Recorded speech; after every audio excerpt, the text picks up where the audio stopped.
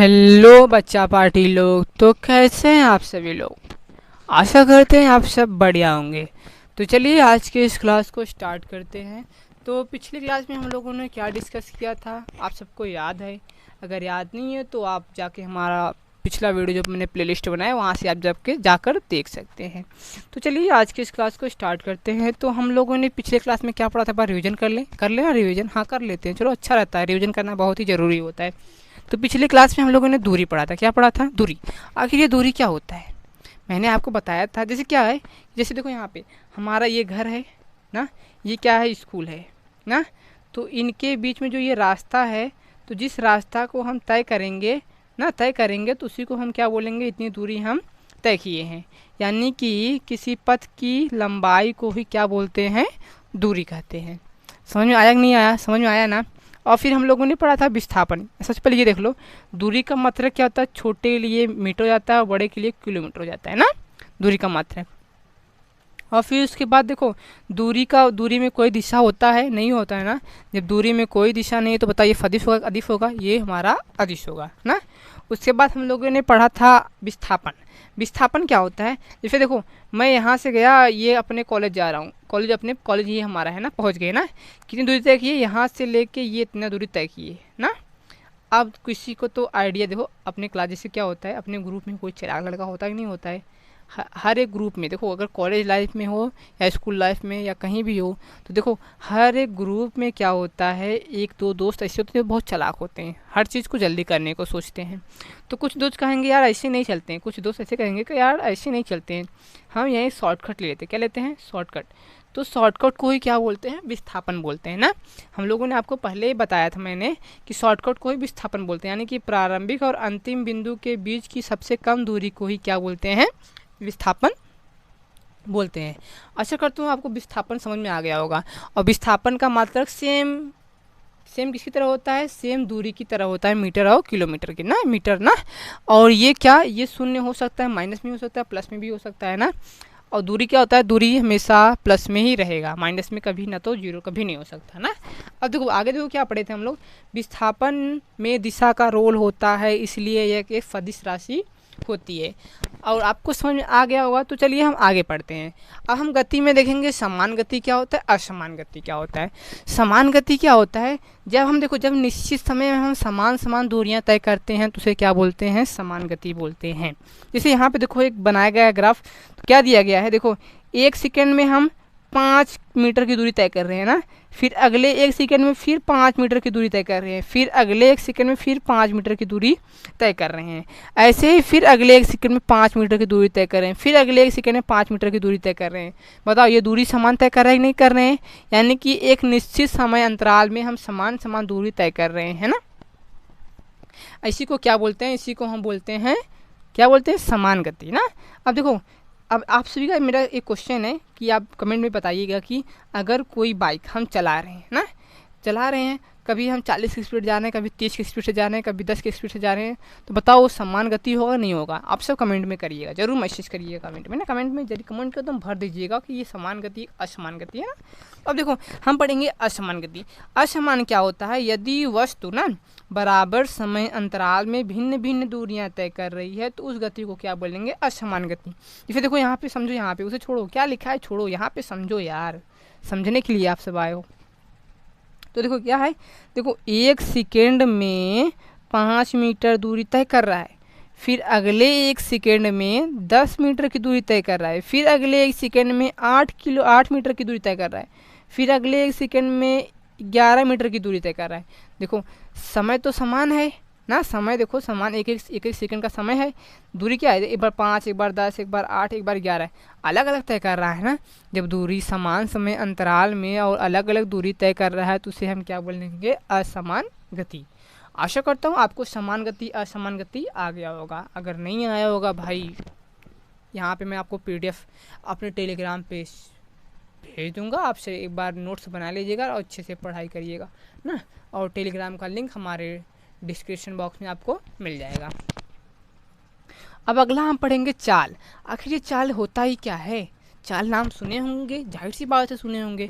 जब अपने आप चचा के बाइक पे बैठे होंगे तो चचा बोलते हैं बेटा ये बाइक 80 की भगाएं, 80 किलोमीटर की स्पीड से भगाएं, 90 किलोमीटर के भगाएं, चाचा भगाओ भगाओ, मज़ा आ रहा है मज़ा आ रहा है, 80 के क्या 100 के भगाओ। बोलते हैं ना कि 100 किलोमीटर की प्रति स्पीड भगाओ। स्पीड स्पीड को ही आखिर को क्या बोलते हैं, चाल। तो यानी कि जो अपने बाइक से फुर्र करके भगाते हैं उसी को क्या बोलते हैं, चाल ना। चाल आखिर होता क्या है, जैसे चाचा बोलते हैं क्या कि 80 किलोमीटर प्रति घंटा की स्पीड बढ़ाएं भगाएं, यानी कि अगर हम ऐसे ही स्पीड से चलते रहेंगे तो 1 घंटे में हम 80 किलोमीटर पहुंच जाएंगे। यही होता है चाल। देखो यहाँ पे क्या लिखा गया है, कोई वस्तु एकांक समय अंतराल में। एकांक क्या होता है, जो हम बटे में लिखते हैं उसे क्या बोलते हैं, एकांक। तो हमारा जो समय है क्या आता है नीचे।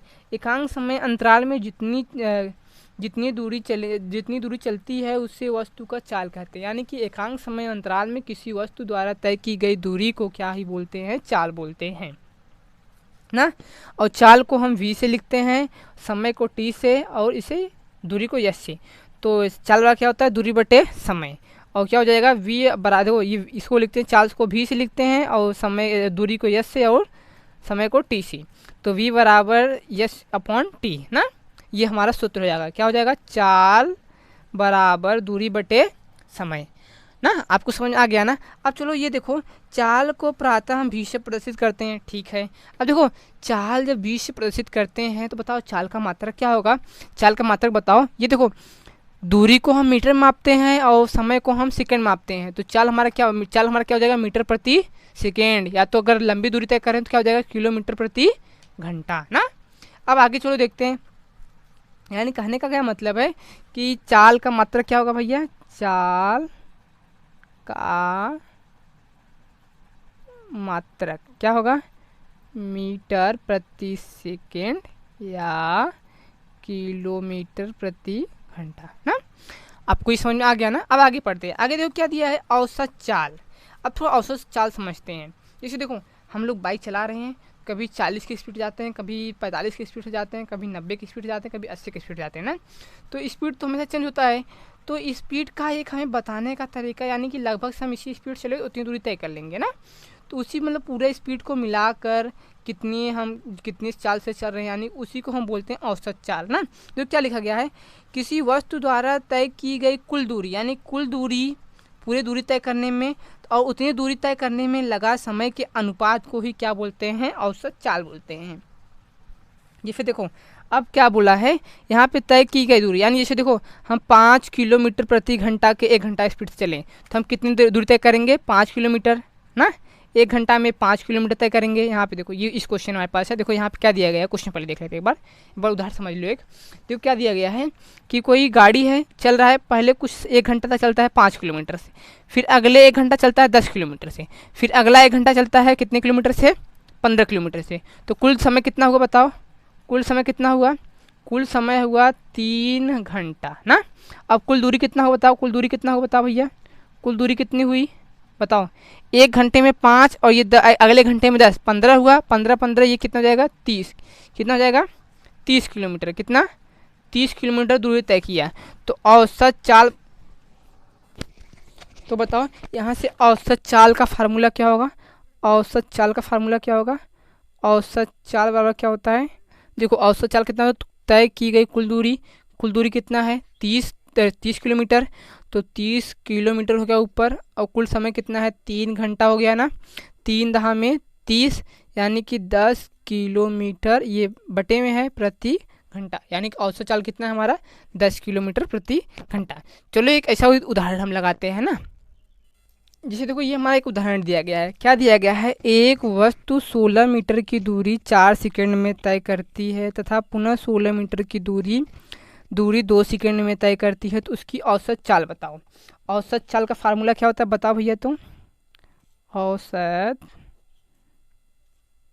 चाल बराबर क्या होता है, कुल दूरी बटे क्या, कुल समय ना। अब यहाँ देखो कुल दूरी कितना है बताओ भैया, कुल दूरी कितना है, कुल दूरी कितना है, ये 16 फिर 16 ना। तो 16 + 16 इक्वल टू कितना हो जाएगा 32 मीटर हो जाएगा, नहीं हो जाएगा। फिर बताओ कुल समय कितना है भैया, कुल समय कितना है हमारे पास, ये 4 और फिर ये 2, 4 + 2 कितना 6 सेकेंड हुआ, नहीं हुआ 6 सेकंड हुआ नहीं, हुआ कि नहीं हुआ, 4 और ये 2। और फिर देखो यहाँ फार्मूला पर आ जाओ, मेरे पास क्या है, औसत चाल हम निकाल रहे हैं ना, औसत चाल। औसत चाल क्या होगा बताओ, कुल दूरी कितना है 32, कुल समय 6, कटेगा देखो ये कितना है, देखो ये 3 से कटेगा, 2 से काटो, पहले 2 से काटो, 2 तिहाई 6, फिर 2 16, भाग 2 कितना आएगा, भाग 2 यहाँ से यहाँ भाग दो 16 में, यहाँ पे 16 में भाग देंगे, 3 से 3 बचे 15, एक आया ना, यानी कि 5 सही 1/3 किलोमीटर प्रति प्रति किलोमीटर है, किलोमीटर मीटर सॉरी मीटर प्रति सेकंड। ये हमारा क्या हो जाएगा, औसत चाल हो जाएगा। क्या हो जाएगा हमारा, ये औसत चाल ना।